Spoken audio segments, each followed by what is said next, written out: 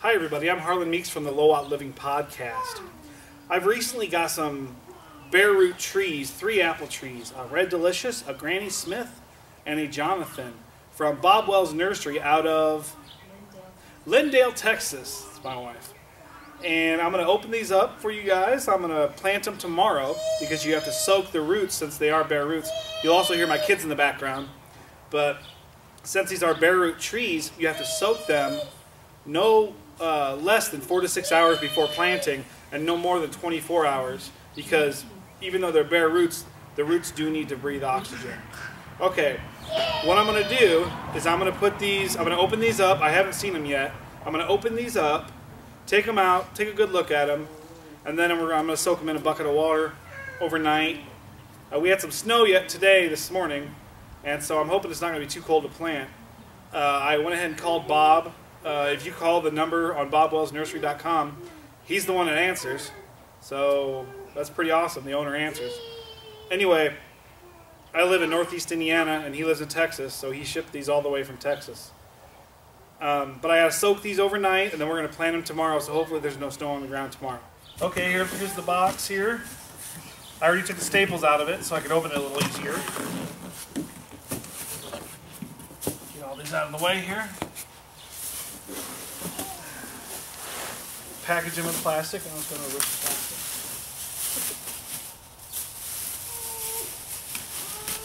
Alright. These have dried out a little bit during shipping, so I'm definitely going to have to get these in the water tonight.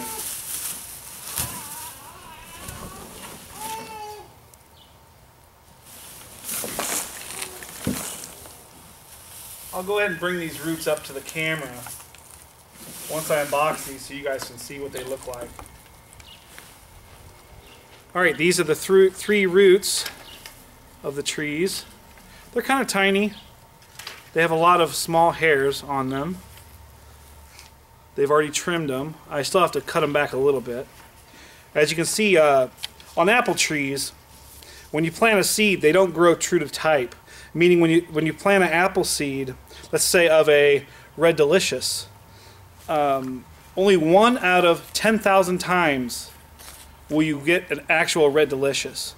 Normally you'll get a crab tree, maybe a crab apple, you'll get something that tastes awful. So it's like 10,000 to 1.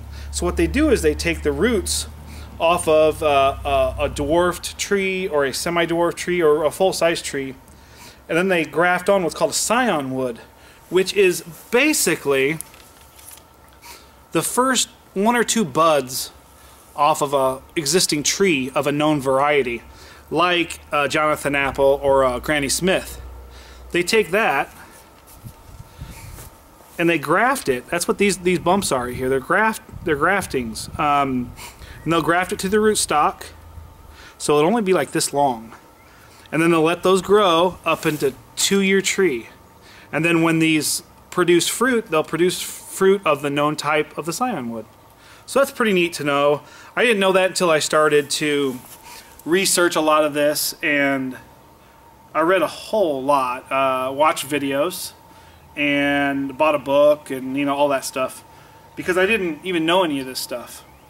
So I'll go ahead and throw these in the water, and I'll let you see that. When you plant these, you want to make sure you don't plant them any lower or any higher on the stem than where they actually had them in the nursery. Because if you go above this bark, roots can turn into bark if they're exposed. Bark cannot turn into roots. So this will just rot. And if you go above this graft or this union, what will happen is this part of the tree will start producing roots. And that's not what you want, especially if you want a dwarf tree, because you'll just get a full-size tree of whatever this known variety is. This one is the Red Delicious apple. It's a really good apple. And this one, of course, is the Granny Smith. So we're going to try to get all these in here. Okay, they're all under the water. For the most part, I might top this water off, but it's in there pretty good. Well, that's all I'm going to show you today. Tomorrow we will be planting these apple trees, and for continuity purposes, I'll probably just throw the same clothes on, just for the heck of it. If not, if it's a little colder, I might wear a little jacket or something. But trees are in the water. They're going to soak overnight, and then we're going to plant them early in the morning. So I'll see you then. Okay, it's the next day. We're going to go ahead and plant some of these trees, actually all 3 of them. So what I'm going to do is I'm going to make a hole and cut it into a pie shape. That way I can dig out the sod. It makes it a little easier. You want to go ahead and pull that stick out? Thank you. We tend to have a lot of clay in our soil, so sometimes it's a little harder to dig than normal. But with all the snow and rain we've had, it's actually a little easier to dig than I thought it would be.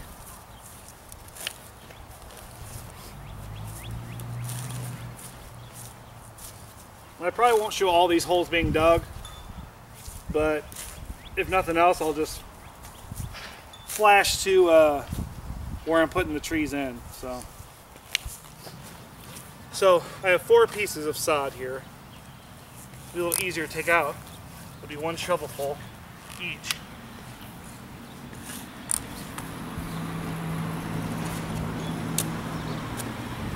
Here's the first one.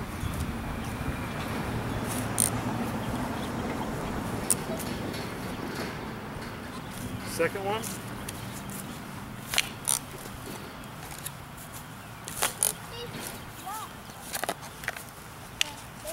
Third one.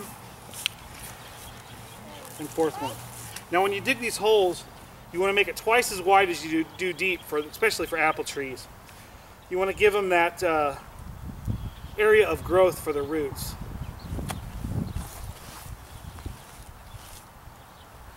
You want to go ahead and grab the Red Delicious.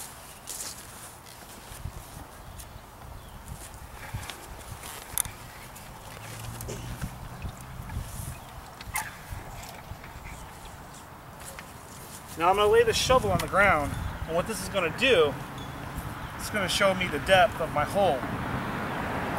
So, on this side. So this is the depth of the hole. I'm going to want this actually not quite as deep, just a little bit more shallow. I need to prune a little bit of these roots off, because at this rate, I have this really long one, a couple of really long ones. And I don't want those going in the hole and turning like this, because what that'll do is they'll grow that way. When they get bigger and thicker and the trunk gets bigger and thicker, it'll come up here and it'll girdle the trunk, and it will kill the tree from the bottom. So I'm going to cut off some of these longer roots, and they actually did a really good job at the nursery. I'm going to call that good. That's actually pretty good. Just want to make sure all the straight ones here, once you straighten them out, all the curved ones, you want to get them straight as possible. I'm going to trim this one off because this one's kind of crooked. This one's kind of crooked. Okay, what I'm doing is as he's filling this soil in, I'm moving up and down, moving the whole tree up and down so I can get some of the dirt underneath the roots, because you don't want oxygen and air pockets underneath the roots.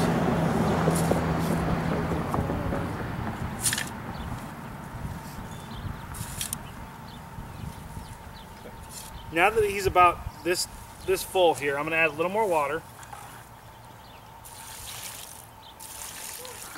To kind of settle those roots in a little bit. Okay, go ahead and put more in if you want.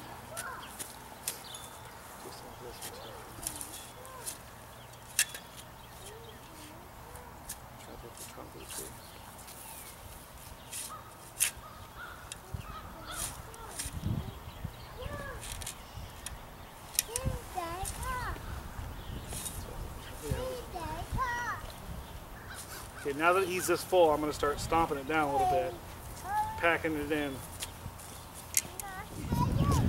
Okay, what I'm doing here is I'm making a basin out of the dirt.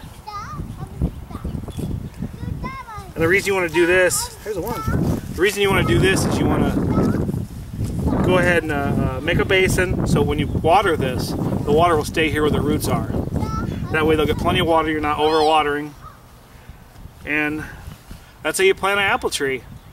Okay, something I also want to do while I just planted this tree, I'm going to grow this in the method called central leadering, which means there's one central branch that goes straight up. Because of the way they cut this, I might change that a little bit because their central leader stops about right here. Then they have branching off.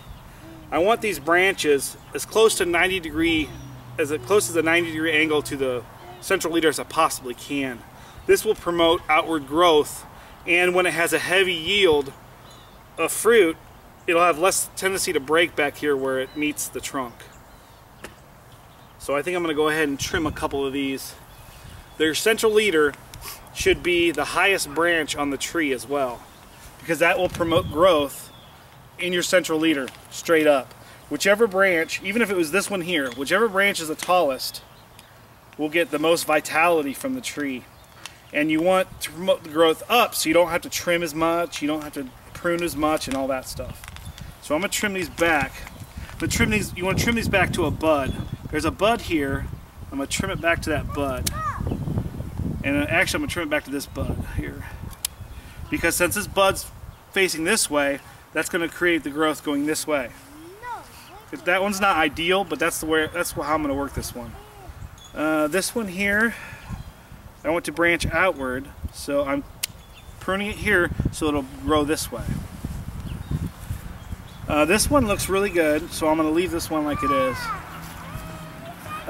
This one I'm going to prune back here because there is a bud that will grow that way. So that looks good for this one, and then I'm going to plant the rest. So hope you enjoyed the video, and I might show a video when they're all three planted. Check me out on YouTube like you are, on Facebook, Low Out Living, or listen to the Low Out Living podcast on iTunes. See you later.